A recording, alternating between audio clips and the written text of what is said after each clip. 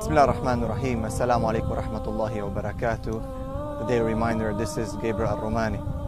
Brothers and sisters, there's a disease in the ummah. There's a huge issue that we are suffering from. There's a big epidemic that is hitting the youth, and that is the epidemic of pornography.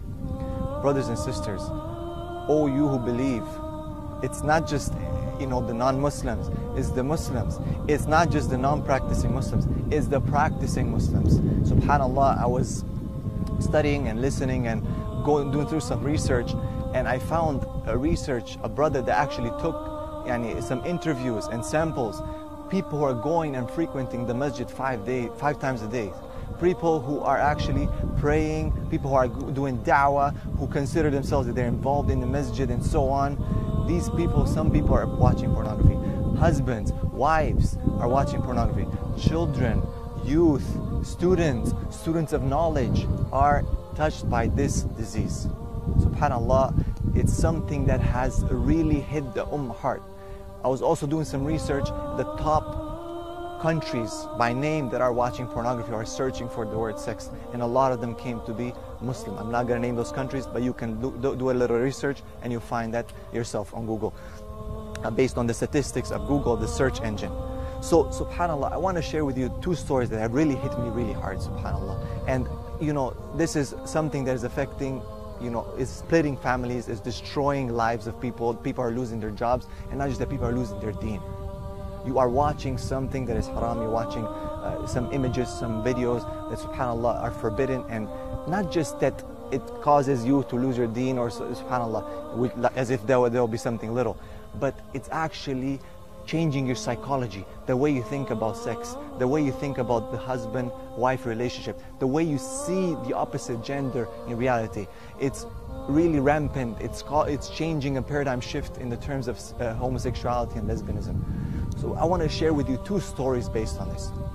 Story number one, real story, and I'm sure a lot of the da'is and shuyukh can justify and can confirm this, that they actually themselves, from what I've seen reading the message, that they themselves received this message, or this person was asking advice from them in the end.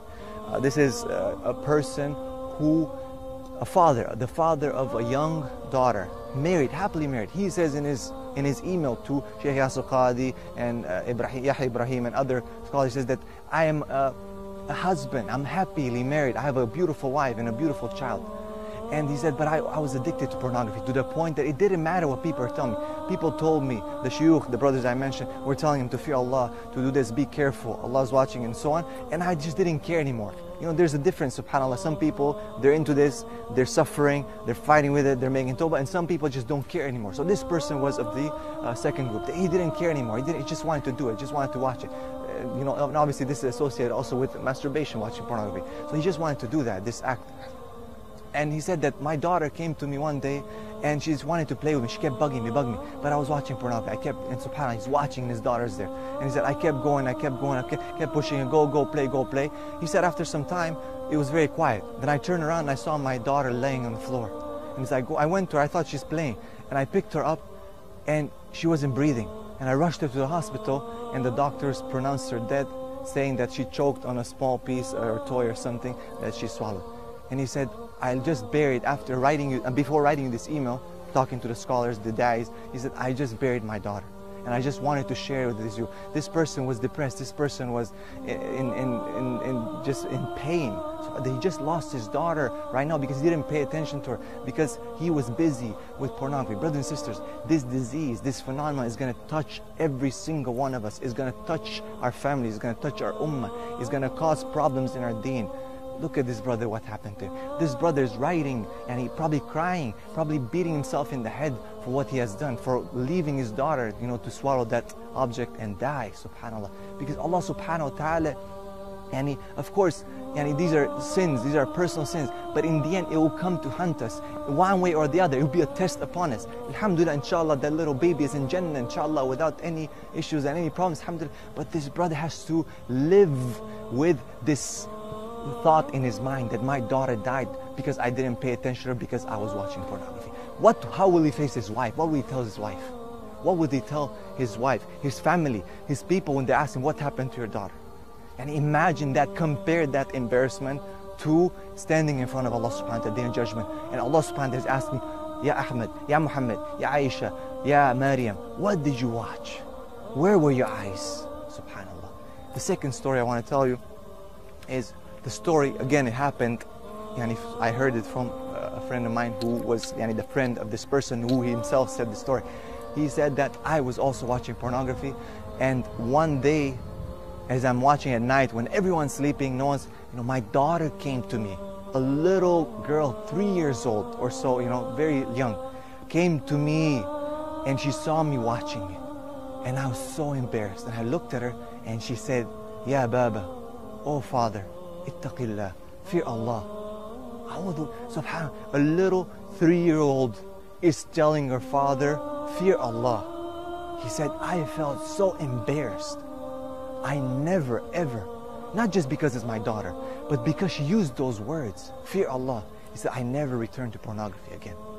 Brothers and sisters, this is not just something that we can solve in 5 minutes. This is not something that I can just tell you here over 5 minutes. Or I've dealt with so many people, so many brothers.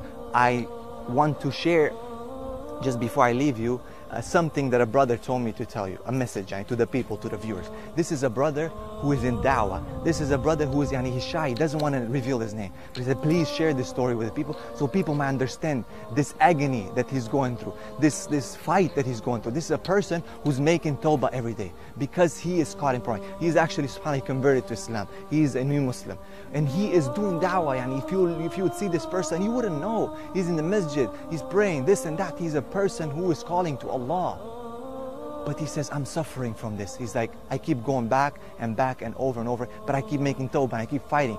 And this guy is like psychologically disturbed because of this. He's fighting. He says he has anxiety, his pain, his chest is paining, and so on. He said, he cannot deal with this. He somehow finds himself going back over and over to it. After Ramadan, fasting, this and that, somehow he falls back there. He goes for Umrah, falls back there. Subhanallah. So I talked to, I was shocked, I was shocked. This is a da'i, this is a person who's calling people to Allah subhanahu wa ta'ala. He says, please share this story. That it's not just the normal people, it's not just any person here. It's affecting the da'is, sometimes the scholars, sometimes the people of knowledge. These are people who are suffering from these huge problems. So brothers and sisters, I know that, you might see, well, it's bigger than this. Yes, it is bigger. It requires a lot of different elements to be tackled from. This issue cannot be solved just here. There's many facets to it, there's many elements to this equation. But Allah subhanahu wa ta'ala gives us a verse in the Quran that's the beginning. Brothers and sisters, if we don't give that look to the opposite sex, we don't give that look to that forbidden thing, that look is not going to turn into an idea. That idea is not going to materialize into a desire. That desire is not going to materialize into a plan. That plan is not going to materialize into action. So Allah subhanahu wa ta'ala tells us in Surah Nur, in verse 30, أعوذ بالله من الشيطان الرجيم قل للمؤمنين يغضوا من أبصارهم ويحفظوا فروجهم ذلك أزكى لهم إن الله خبير بما يصنعون إن الله خبير بما يصنعون. Say to the believing man that they must lower their gaze and guard their private parts. It is more decent for them. Surely Allah is all aware of what they do. Brothers and sisters, this is the beginning. Lower the gaze. It's hard. Yes, it's a fight. Yes, as I said at the beginning, there's two different groups. The one group is the group that basically says, forget about it. I'm just gonna keep doing it. I can't do anything about it. I don't want to make tawbah. And the other group is the group that says, astaghfirullah, keeps fighting, keeps fasting, keeps giving sadaqah, keeps fighting against this desire. Inshallah, they'll be amongst the successful. Brothers and sisters, this is your brother Gabriel Al-Romani for the daily reminder. Assalamu alaikum wa rahmatullahi wa barakatuh.